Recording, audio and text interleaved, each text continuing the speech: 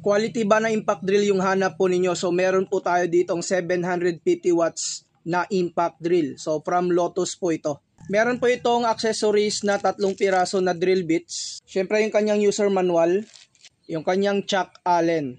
So wala po itong toolbox, bali nakalagay lamang ito sa karton po niya. Kung kayo po ay isang heavy user, kung naghahanap po kayo ng drill na gagamitin talaga ninyo sa trabaho po ninyo, ito po talaga yung magandang klaseng gamitin. Meron po itong reverse mode, clockwise or counterclockwise. Meron na rin siya ditong adjustable speed.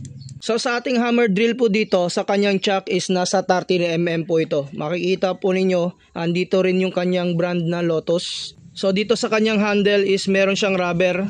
Dito sa kanyang baba, meron po siya ditong nakalagay na manufacturing date. Pag nahawakan po ninyo ito, mararamdaman po ninyo na maganda talaga yung quality ng ganitong klaseng hammer drill. So naka US plug na rin pala ito. So ito yung ating sound check.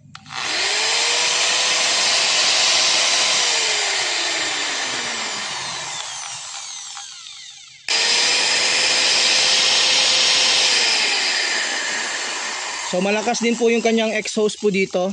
Pwede nyo rin pong kontrolin yung kanyang speed.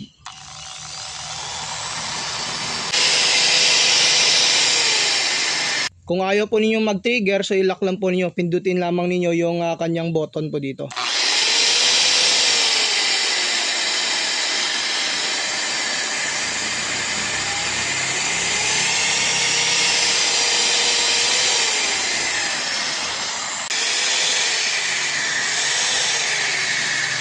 So kung gusto niyo mag-abel, paki-click lamang yung ating yellow basket.